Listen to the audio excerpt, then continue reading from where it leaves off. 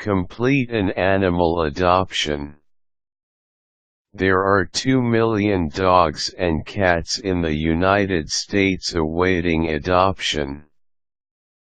This number increases every second unless you take action and adopt a pet today.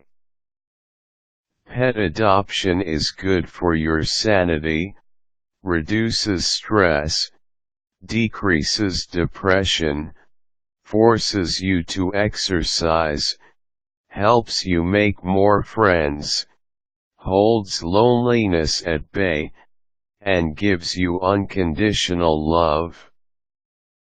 The noblest motivation of all is that you get to save an animal's life.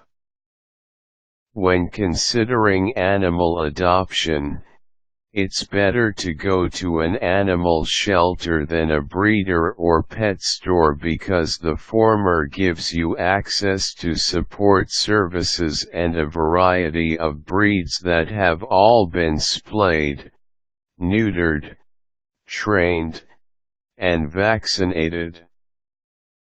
To complete an animal adoption you have to choose and decide on a pure or a mixed breed.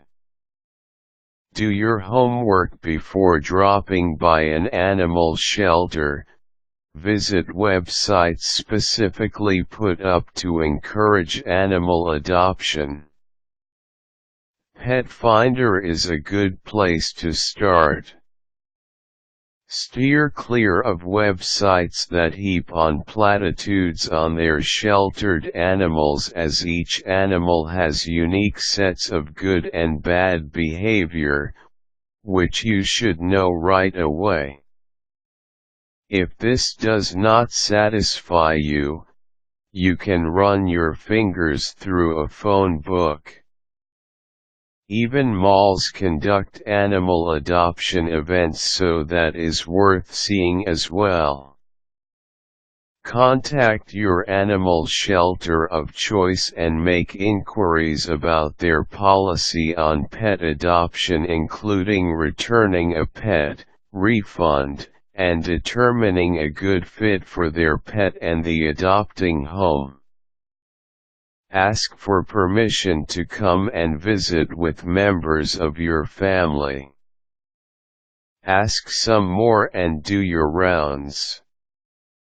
When you get to the animal shelter, this is the perfect time to personally ask about adoption procedures and go from kennel to kennel.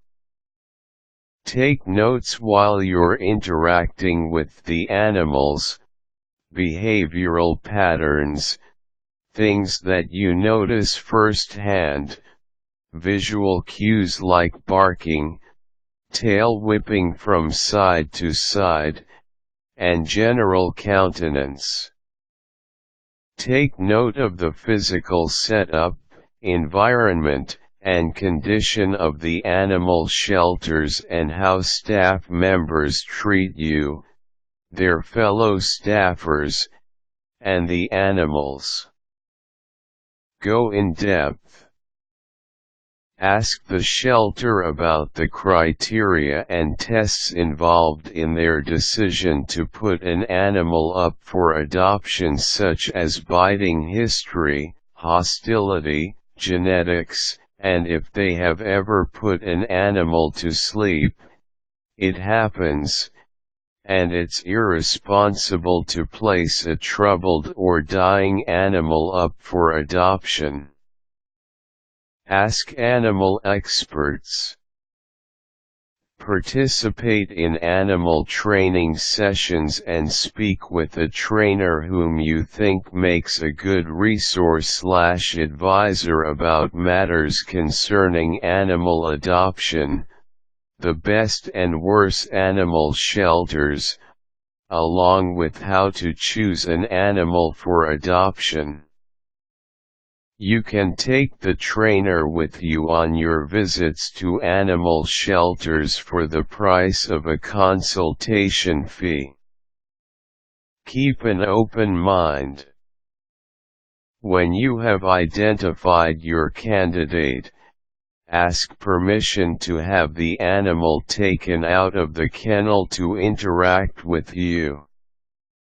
Go for a short walk while getting to know your candidate for adoption. Try to pet him to test his reaction to you or if he responds happily to your touch.